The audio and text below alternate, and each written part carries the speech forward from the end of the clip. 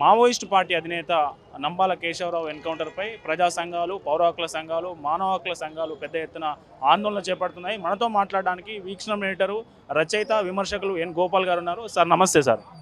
Sir, Maoist party అధినేతనే ఈ భద్రతా బలగాలు ఎన్కౌంటర్ చేసే స్థాయికి దాకా వెళ్ళాయంటే ఆ పరిస్థితి ఏంటి అసలు?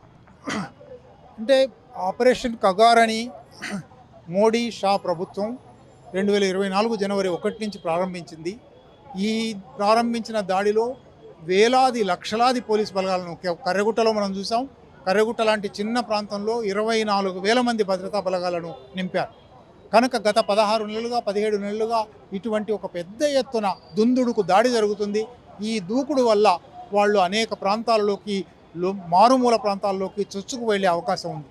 అయితే నంబాల కేశవరావు విషయంలో ఇది నారాయణపూర్లోనో, మాడ్లోనో, బిజాపూర్లోనో జరిగింది కాదు. ఒరిస్సాలో అనారోగ్యంతో ఆసుపత్రిలో ఉన్న కేశవరావును అరెస్ట్ చేసి, ఆయన సహచరుడైన నాగేశ్వరరావును కూడా అరెస్ట్ చేసి వాళ్లను నారాయణపూర్ తీసుకొచ్చి కాల్చి చంపారు అని ఇప్పుడు వార్తలు వస్తూ ఉన్నాయి. బహుశా మిగిలిన 26 మంది, 28 మందిని చంపామంటున్నారు. మిగిలిన 26 మంది ఆదివాసులు కావచ్చు. ఎందువలనంటే 550 మంది ఇప్పటికీ కగార్ కింద, ఆపరేషన్ కగార్ కింద చంపితే అందులో 300 మంది ఆదివాసులే, సాయుధ నక్సలైట్లు కారు. 6 నెలల పసిపాపను చంపారు, ఆదివాసీ పసిపాప. స్కూలుకు వెళ్ళే పిల్లలను చంపారు. చెవిటి మూగ యువతిని చంపారు. తునికాకేరుకోవడానికి వెళ్ళిన ఆదివాసులను, పొలంలో పనిచేసుకునే ఆదివాసులను, గుడిసెల్లో పడుకొని ఉన్న ఆదివాసులను తీసుకొచ్చి చంపారు. వాళ్లకు మావోయిస్టులని డ్రెస్సులు వేసి పక్కన తుపాకులు పెట్టి వీళ్ళు మావోయిస్టులు, వీళ్ళ మీద 10,000 ఉంది, 20,000 ఉంది, 50,000 ఉంది అని ప్రకటిస్తున్నారు. కనుక ఈ దూకుడు చర్యలు కేంద్ర ప్రభుత్వం, ముఖ్యంగా సంఘ్ పరివార ప్రభుత్వం, ఇది సంఘ్ పరివార ప్రభుత్వం కనుక దీనికి రాజ్యాంగం మీద నమ్మకం లేదు. రాజ్యాంగంలో అధికరణం 21 ఏ మనిషి ప్రాణాన్ని చట్టం నిర్దేశించిన పద్ధతిలో తప్ప మరొక రకంగా తీయడానికి వీల్లేదు అని చెప్తుంది. కానీ వీళ్లకు రాజ్యాంగం మీద గౌరవం లేదు. 1950 జనవరి 26న రాజ్యాంగం అమల్లోకి వస్తే వెంటనే ఆ వారమే ఆర్ఎస్ఎస్ పత్రిక ఆర్గనైజర్లో ఈ రాజ్యాంగం మీద మాకు నమ్మకం లేదు, మా రాజ్యాంగం మనుస్మృతి మాత్రమే అని రాశారు.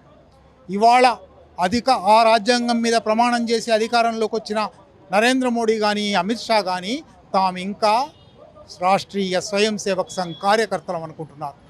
రాజ్యాంగబద్ధమైన పదవుల్లో ఉన్నామని అనుకోవడం లేదు.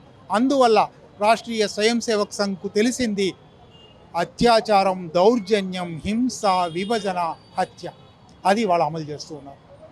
సార్, మళ్ళీ రాజ్యాంగం ఆర్టికల్ 21 మీద అయితే ఎవరిని చంపే హక్కు లేదంటున్నారో, మళ్ళీ మావోయిస్టులు అందులో నంబాల కేశవరావు వాళ్ళు వ్యూహం పన్నే 71 మంది సిఆర్పిఎఫ్ జవాన్లను 2 కొండల మధ్యలో తీసుకొచ్చిన తర్వాత అత్యంత దారుణంగా పారిపోవడానికి వీలు లేకుండా చంపారనేది వార్త వస్తుంది కదా. దాని మీద ఎంత క్రూరమైనదన్నా కూడా దాని మీద విచారణ జరపడానికి కోర్టులు ఉన్నాయి. 302 సెక్షన్ కింద విచారణ జరిపారు. కానీ ప్రభుత్వానికి హక్కు లేదు.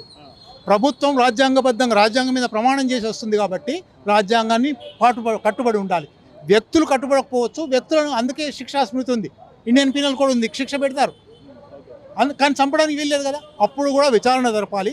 నిస్సందేహమైన సాక్ష్యాధారాలతో రుజువైన తర్వాత న్యాయమూర్తికి మాత్రమే విధించే హక్కు ఉంది. ఇవాళ ఒక కానిస్టేబుల్ చంపాడు, ఒక ఎస్ఐ చంపాడు, అమిత్ షా చంపుతున్నాడు, వాళ్ళకు హక్కు లేదు. మీరు క్రూరత్వం గురించి మాట్లాడుతున్నారు.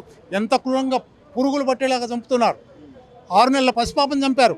కనుక ప్రభుత్వానికి క్రూరత్వం వహించే అవకాశం ఉందా?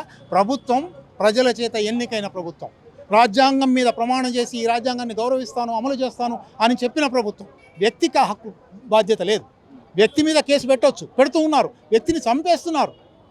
కనుక ప్రభుత్వాన్ని వ్యక్తిని సమానం చేయకండి. వ్యక్తి మాత్రం సమానం చేయడానికి వీల్లేదు.